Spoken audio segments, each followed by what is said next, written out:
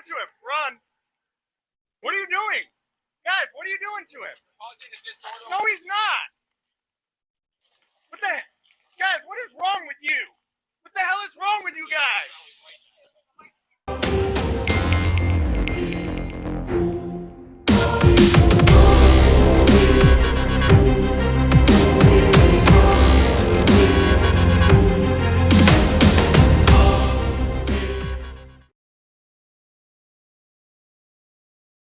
End qualified immunity right now.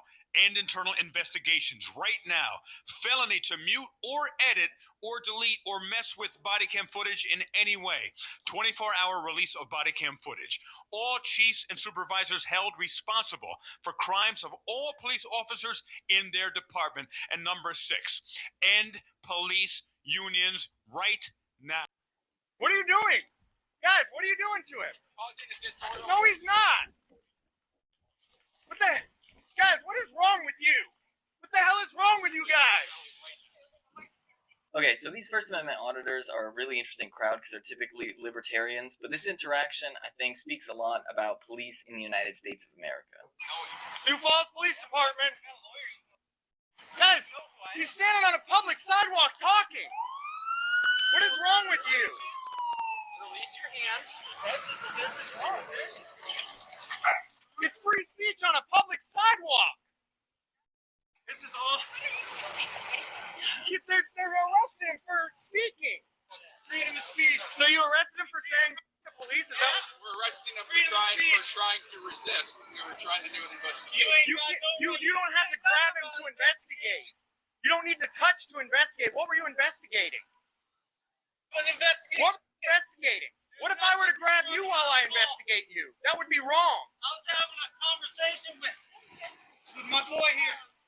So, obviously this person was using vulgar language towards police departments, but we recognize that that is their First Amendment right, and while it is inadvisable because of exactly what happened, we also recognize that the fact that it is inadvisable is actually a testament to the fact that police officers really don't care about the law. They don't really care about what supposed freedoms we're theoretically supposed to have in the United States of America, because ultimately, in the mind of a police officer, more so than anything else, they are to be the ones that completely define any situation. And they are to be the ones that are really like the people that determine what does and doesn't happen. And that's why you see in this clip, this police officer says, "Oh, I'm arresting you for interfering with an investigation." Investigating what? What exact crime was this police officer investigating? You see, this is where a police officer just completely invents their own reality, where theoretically they're investigating something. Couldn't be any, like, crime, because not really anything criminal happened there. They just use the word investigate as a pretense in order to try and justify arresting this person. They came to the conclusion that they were going to arrest this person, and then walked backwards from there to figure out how they could justify arresting them, because they felt disrespected by this mean, regular person saying mean swear words to a police officer. Because, in the mind of a police officer, once again, they feel like they should just have the authority to do and say whatever they want, and that your job is to do and say whatever the police officer tells you to do. We also have to recognize the fact that this could have played out entirely differently, and could have been a very deadly situation. It is not irrelevant that it is a white man swearing at police officers in this instance, because, once again, we know the United States, and we know how police officers normally operate in the United States. But what really underlies this is the reality that a lot of people are not willing to accept, which is fundamentally the United States is the most authoritarian police state that has ever existed.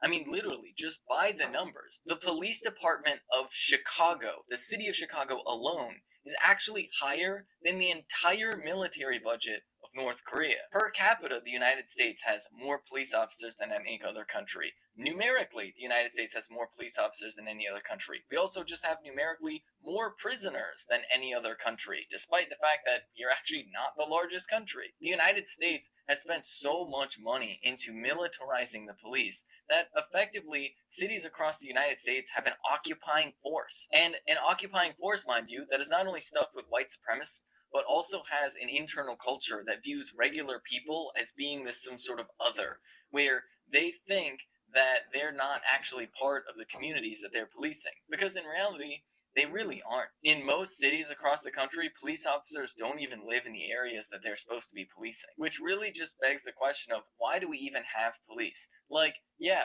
we are gonna have people in society that are responsible for, like, helping keep people safe, but that's actually something fundamentally different than policing. It's very, very different than having people with guns show up to non-violent situations and then making them violent. Because that's what the police officers did right here in this moment, and that is most of what police officers do.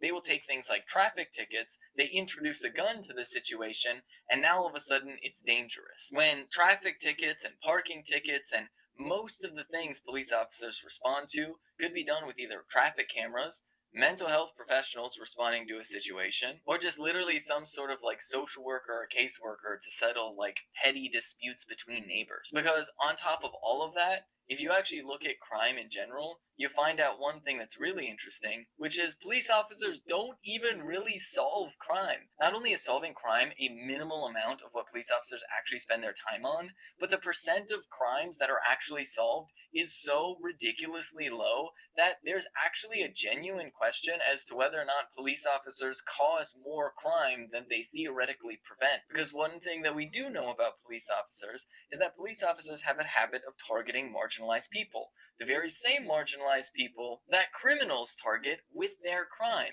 which really begs the question, are criminals targeting marginalized people because police officers won't believe marginalized people and won't do anything to support marginalized people? And I think the answer is yes, and there's a ton of evidence to reveal that the answer is yes. Like, for example, while we like to pretend that homeless people are some sort of source of crime, the reality is homeless people are way more likely to be the victim of a crime than to be the perpetrator of a crime. There's also a little bit of irony that, like, because these First Amendment auditors tend to be the libertarian types, they kind of hate cops for, like, completely different reasons than why the ACAB left hates cops. I mean, literally, they, like, don't even think the government should be paying for roads and stuff like that, and a lot of libertarians are just deeply, deeply racist and are against very basic things like affirmative action and stuff like that, which I think is mostly driven by, like, main character syndrome. These people just don't think that other people in the world exist, and so don't think we should have a government that, like, exists to help more than just them. But the First Amendment auditors, when they do stuff like this, do make a pretty good point that police officers, more so than anything else, feel like their job is to completely define reality, regardless as to whether or not that is the actual